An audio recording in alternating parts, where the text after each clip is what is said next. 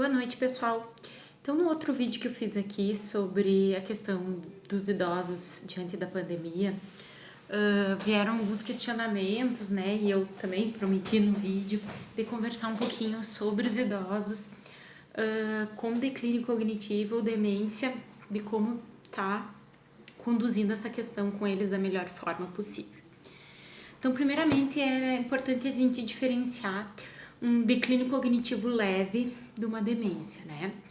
Um declínio cognitivo leve, ele pode estar presente em idosos que a gente às vezes não imaginava, né? Idosos saudáveis fisicamente, idosos que tinham uma vida autônoma, independente e que isso não mostrava sinais óbvios antes, justamente porque é o quê? Como o próprio nome diz, leve, né? Isso é aquele idoso, como eu falei, que fica esquecido de um nome, que se torna mais rígido, que tem dificuldade de aceitar uma opinião diferente da sua, né? Que tem aquelas manias que a gente chama de mania, que é se apegar a uma determinada maneira de fazer as coisas, uma determinada rotina. Então, para nós, filhos, netos, isso até então poderia estar passando super desapercebido, tá? E agora, na quarentena, tá vindo à tona, né? Porque, como eu já falei no primeiro vídeo, exige muita flexibilidade cognitiva, que neles está bem diminuída, e aí agora pode afetar essa capacidade dele de aceitar o que está acontecendo e de lidar com essa realidade. Então, esse é um caso. E também o outro caso dos idosos sabidamente com demências, com Alzheimer, com demência vascular, enfim, outra demência, corpus de Levy, em um estado moderado, né, ou até tardio. Então a conduta nesses casos vai ser diferente. Num idoso com declínio cognitivo mais leve, ele é importante que ele tenha acesso a tudo que está acontecendo, né? Mas como eu já falei para vocês, com limitações de momentos para isso acontecer durante o dia, porque isso é uma dica de saúde mental para qualquer um de nós. Outra questão é então estar atuando com eles no convencimento. Eles vão precisar de argumentos bem sólidos para se convencer, né? A gente nunca deve comparar um idoso com uma criança, por mais que a gente encontre similaridades de comportamento, porque isso vai estar colocando eles numa posição de fragilidade ainda maior, de impotência, num papel social que eles não correspondem e não vão querer se ver. Então a gente tem que usar argumentos consistentes. O que são esses argumentos consistentes? Trazer a realidade, né? Mas também não ser catastrófico. Nós vamos ser realistas, não alarmistas. Tá trazendo a realidade e tá sendo um pouco mais esperto. Por exemplo, para mim convencer eles, eu não vou assustar, eu não vou colocá-los em pânico, mas eu posso lançar mão do argumento.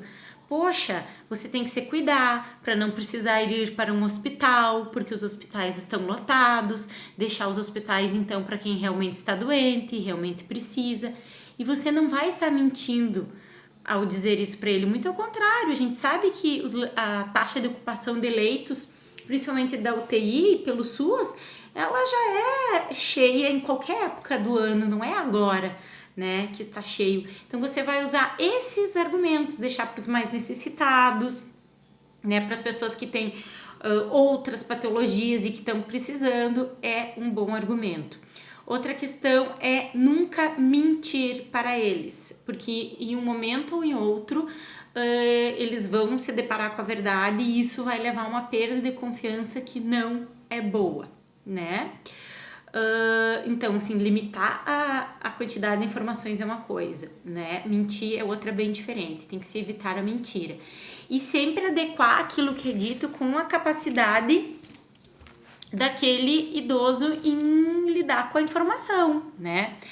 Por exemplo, o idoso, então, que já está num processo de demência, ele vai precisar de menos informações, com menos detalhes, falado de uma forma muito mais direta, objetiva, né? Outra questão é tentar preservar a rotina dessas pessoas o máximo possível. Nós sabemos que a rotina acalma, né? A rotina organiza.